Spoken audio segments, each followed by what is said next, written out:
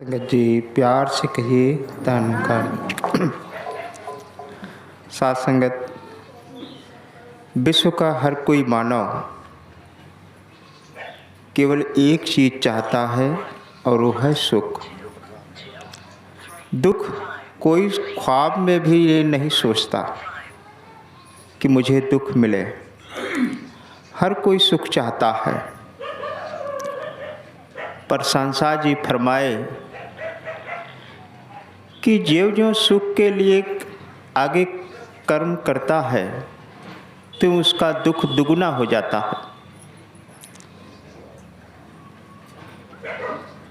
एक झोपड़ी में रहने वाला व्यक्ति है, उसको थोड़ा सा दुख है कि सुबह उठूंगा तो भोजन की व्यवस्था कैसे होगी। केवल उसकी एक चिंता है भोजन की, और वो आगे बढ़ा कर्म करे, काफ़ी दौलत हो जाए तो उसे तमाम दुख हो जाते, क्योंकि इतना बड़ा आदमी हो गया हूँ, उसे बॉडीगार्ड रखना पड़ता है, जेट की व्यवस्था चाहिए, नहीं तो कहीं भी मारा जा सकता है। तो विचार करें कि झोपड़ी में रहने वाला सुखी है कि महल में रहने वाला।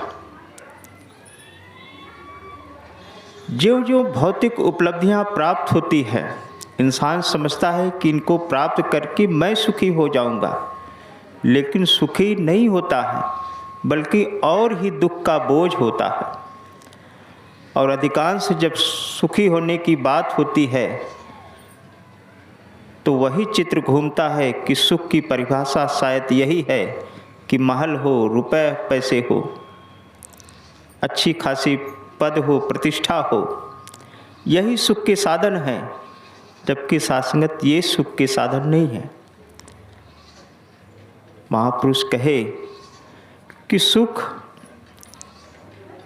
का साधन, सुख की अनुभूति, सुख का एहसास जब इस निराकार प्रभु परमात्मा के संग नाता जुड़ता है तो सासंगत निरंतर वो सुख बना रहता है।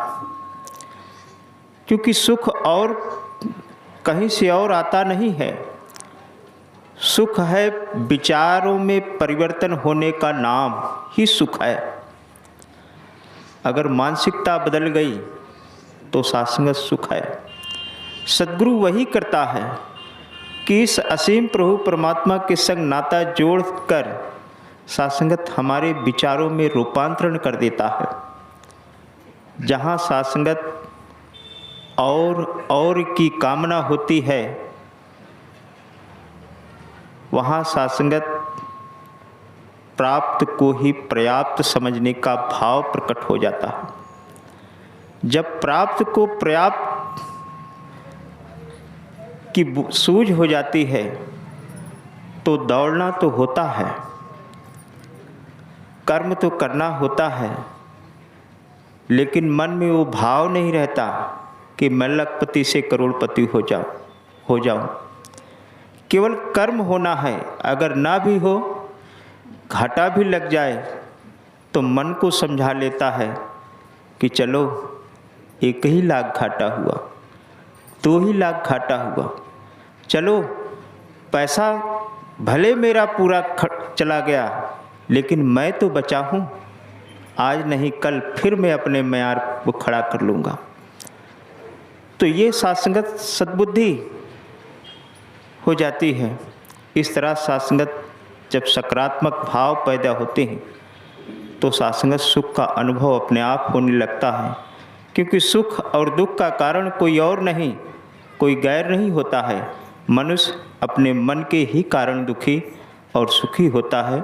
मन जब इस प्रभु परमात्मा के संग जुड़ता है तो यही मन सुख का अनुभूति कराता है, और जब इस संसार के साथ जुड़ता है तो केवल दुख के अनुभव का ही एहसास होता है। इसलिए हमेशा संत महापुरुष इस प्रयास में रहे कि मन इस प्रभु परमात्मा की ओर ही हमेशा जुड़ा रहे। यही साथ संगत वास्तव में विस्तार असीम की ओर होना है, कि जो आज इस वर्ष स्लोगन भी माता जी ने रखा था कि विस्तार हो असीम की ओर। साथ संगत किसी और चीज़ का विस्तार नहीं, केवल मन इस निराकार प्रभु परमात्मा इस सद्गुरु के चरणों में जुड़ जाए। यही साथ संगत विस्तार असीम की ओर विस्तार करने का काम होता है। तो कृपा करो सद्गुरु कि जिस तरह इस प्रभु परमात्मा से जोड़ा है, उसी तरह आपके श्री चरणों से सदैव मन लगा रहे। प्यार से कहिए धन्यवाद।